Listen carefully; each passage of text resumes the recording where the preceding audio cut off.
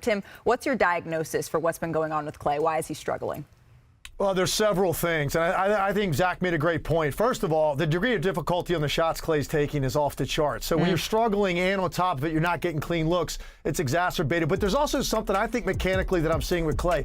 He's just not finishing his shots the way he normally does. When you see him hit the ground and start backpedaling 4 steps before the ball gets to the rim, that's a guy that's not shooting the ball in. He's wishing it in. Here again, he's almost at half court by the time that basketball gets to the rim on a very difficult shot. Again, here, look how he's drifting away. When you see Klay Thompson rolling, he's hitting the ground, he's staying in one place, he's staying with his follow through. This isn't what Klay Thompson is doing right now because I think he's pressing so badly between his ears. Look, nobody in this league beats themselves up more when they're not shooting well than Klay Thompson, right? He squeezes that ball so tight because he has so much pride in what he's doing.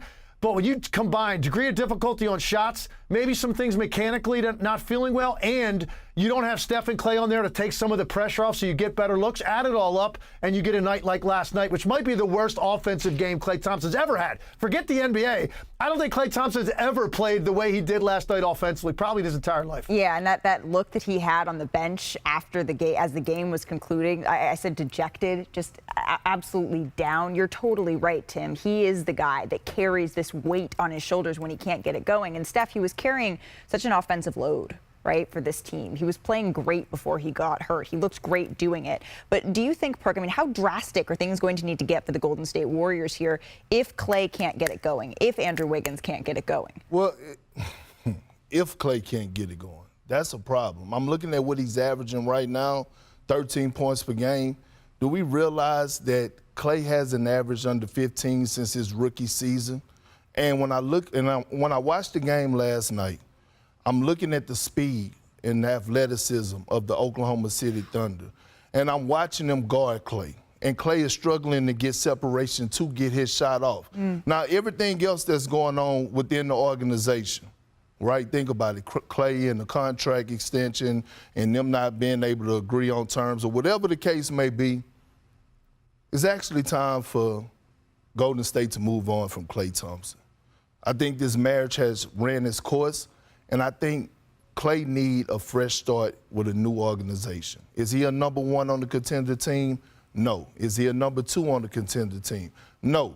But he is a number 3, a third option, and I think he needs a fresh start. You're shaking your head, Wilbon. Well, you know, even if we just confine this part of the conversation to him being at Golden State, the 2 best playmakers on that team were not there. And I know this problem is beyond just last night. But you don't have Steph and you don't have Draymond, and you're not going to have him for a few more games. And Wiggins is not the player we saw in May and June of 22 when he was, you could say, the second best all-around player that Golden State had on a championship run, right? On that Finals MVP ballot. Exactly. So you've got more problems there. Now you're asking Klay, to Perk's point, to sort of be, I don't know, 2017 Klay? No, that's not going to happen. I know this is a touchy situation for you, being from the Bay Area. But it's not even about that, Perk. No, I think it's about the fact that we have heard Bob Myers. We have heard Bob Myers players, is not there no more. We have heard executives say that.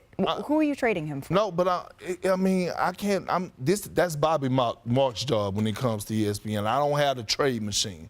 But when I'm looking at this situation, it's okay. We never thought that we would see Kevin Garnett not in the Minnesota Timberwolves jersey, but we did. Who thought in 1,000 years that Shaq would move on from L.A. and move on from Kobe Bryant? It happens. So D-Wade left Miami, didn't he?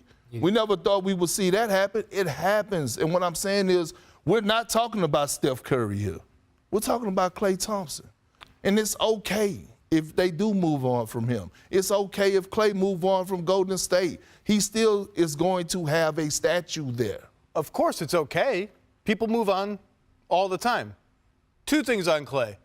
Number 1, an eruption is coming. He's going to have a game where he hits 8 threes, 9 threes. It's coming. Number two, we should at least acknowledge he suffered a torn ACL and a torn Achilles in back-to-back years. He's not the same player. We shouldn't expect him to be the same player. This whole discussion, though, if we're going to sit here and say trade Klay Thompson, you do got to tell me where and for what. He's a $43 million expiring contract who, Perk, you just said, is not playing well. So what am I giving up and what am I getting back for Klay Thompson? It's much harder to actually do it. Forgetting the sentiment, forgetting the history, forgetting the statute, just mechanically doing it is difficult. Okay. I don't have the numbers in front of me, but I could throw 3 teams Hit out me, there hit right me, now. hit me. The 76ers. For what? When you look at, you look at Tobias Harris. He have an expiring contract. They got some picks that they picked up with James Harden. It's not. Hold on, listen, relax. Hold on. It's not the sexiest thing. Okay, I understand that. You look at the New York Knicks, right? You look at R.J. Barrett. Would you consider doing that? Would you? Listen. Here's the thing. I'm listening. Would you consider doing that? No. What the Miami Heat may have to offer? We don't know. Not bad. Not bad. The Miami Heat, Jimmy Butler, Bam, and a Klay Thompson. With an Eric Spoelstra, again, when you're watching a guy like Klay Thompson, one of the best shooters to ever touch the damn basketball, Hall of Famer. that is in a slump like he's in. It's more than just shooting the basketball. He's mentally not there, and you can't blame him for the simple fact. Hold on, listen. I got you. When it was time for Jordan Poole to get his extension, he got it with Golden State. When it was time for Andrew Wiggins to get his extension, he got it with Golden State. When it was time for them to re-sign Draymond Green, we couldn't get 3 days past the free agency market, and Draymond was penciled in. How do you feel? How do you think Klay Thompson is feeling right now? I'm not disagreeing with any of that. I'm saying just this. You're sitting here telling me how bad Klay Thompson is playing, right? You see it. We all are saying. We all see it. Okay. We all see it. So if I'm the Philadelphia 76ers, you're telling me for a guy that you're telling me is playing bad, I got to trade you a guy who's playing good and a draft pick? Zach. Or if I'm the New York Knicks, I got to trade you a young guy who's averaging 23 points a game and something else? Why? It doesn't make sense. Hold on. Let me make this make sense then. Last year, Russell Westbrook situation. Was his career on the line when he was with the Lakers? Right? Did he look troubled? When he got to the Clippers, how did he look? Reinvigorated. In a new system with a new coach in a new beginning. That's what I'm trying to tell you. Body language, the head down, everything means something in the game of basketball. It's more to just making shots. No question. But I'm just saying if I'm these teams, you're trying to sell me on deals that don't make sense for me. Now, there are some deals that make sense, and I'll tell you where it really gets interesting. If you're really desperate, if you're the Warriors, you really get desperate, and you're willing to attach something to Klay Thompson, a pick, a young player, then you get yourself into some interesting conversations. But they are so far from that, and this dude is a legend. And the league isn't going to be making these sort of deals. I do want to get your thoughts on this, Tim Legler, for at least another month, right, until mid-December. That's when more of the league is going to be available for talks. And I just cannot see a world in which Steph Curry says, yeah, you know what, my splash brother not playing well enough, fine. That's a good point. What do you think, Tim? No, I think in some cases, Perk's right about the way he looks. This isn't just a slump. This is an incredibly dramatic drop-off from even last year when Klay Thompson averaged 21 points a game. But here's the thing. You got to remember last year, and I know he did not finish well, particularly at the end. He really struggled in that Lakers series, right? With all the same things we're seeing on the film we just watched and what we're seeing early this year. But he had a 3-month stretch during the season where Klay Thompson looked like he did 4 or 5 years ago. He played at that level just last year. Now, look at him this year. It's all snowballing against him right now, how badly he wants it. And he's forcing the issue too much, and that makes his shooting nights even worse. But here's the thing. He is going to find his rhythm, and this team is so predicated around this style, and particularly the way those two players play off of each other. I just think we need to see now a sustained run. Once Steph gets back, Draymond clears the suspension. Let's see a sustained run take us up through, Christmas and beyond. It's the first time and you'll have I'm a worried. much better idea. Is Klay Thompson going to be able to get back to that level that makes them a viable threat? Tim, that's what I'm worried about, the sustained run. It's the first time. Like last year, I thought he was going to have it. He did for a long time. He led the league in threes. But he did. But now we're looking at something. I feel like there's an emotional component that Perk is suggesting. There's more here than just a slump. This is not just a slump. And you've got all these other factors. What is Draymond Green going to be, again, as a secondary playmaker on that team, sometimes a primary? What's Draymond going to be like the rest of the year? We don't know. Klay's dependent on that. You got to have Steph healthy and out there. You got to have Wiggins engaged at a higher level. So this is not just about Klay. That's the great thing about the Warriors. It's an actual team. We're not talking about big twos and big threes and all these individual parts. And we're also not talking about just the analytics of it. The emotional component when you know you're going to have a statue and you may have to move because they may say, wait a minute, at the end of this, as it comes to we can't afford to guarantee this kind of money.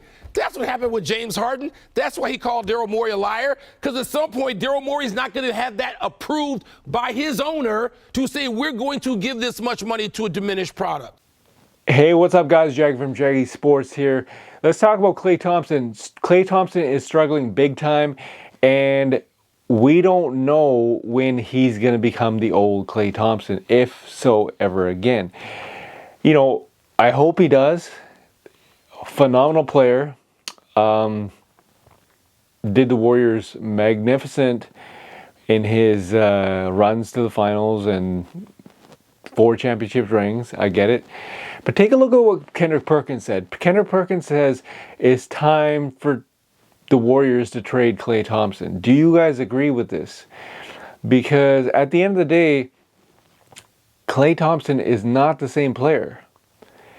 And I think he's making $40-something million a year right now. If he wants that extension, if he wants to be on the Warriors again, will they offer him the same money? I highly doubt it, right? Maybe he obviously takes a lesser cut, lesser money. Maybe that's the case. But at the end of the day, you have to consider the fact that Klay Thompson is not going to be the same player that he once was. That's just a given, right? So now, in terms of business, you have to run a business as in you have to make hard decisions. With hard decisions, you have to either cut Klay Thompson, trade him, not sign him an extension, or you sign him an extension, but you give him less money. I'm all for a loyalty. I think Warriors should actually do him a solid, offer him an extension, but at the same time, business is business, right? Like, it's a hard pill to swallow. All the San Francisco fans, all the Bay Area fans, this one's for you. You guys got to make this call on this one. Do you guys want to trade Klay Thompson? I know he's not going to totally shoot this bad for a long time, right? Shooters break out of their slumps. But do you guys agree with Kendrick Perkins to trade the guy?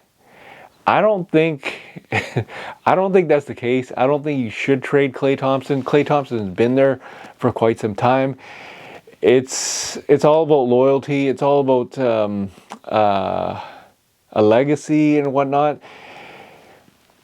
But do you guys agree with Kendrick Perkins? I don't agree with Kendrick Perkins. I don't. You don't trade Klay Thompson. You just don't do that. He's very beloved in the Bay Area, and if he gets traded, that is just a sad day in the Bay Area right there. But, that's why I want you guys to make this decision. What's your opinion? Tell me what you guys think. Do you guys agree with Kendrick Perkins? Do you trade Klay Thompson anywhere to get something in return? Therefore, you can make a run to the finals. Because right now, Warriors are not looking good. And they are relying too heavily on Stephen Curry, too heavily on Draymond Green. And it obviously shows. Leave a comment in the comment section. As always, Jag from Jaggy Sports.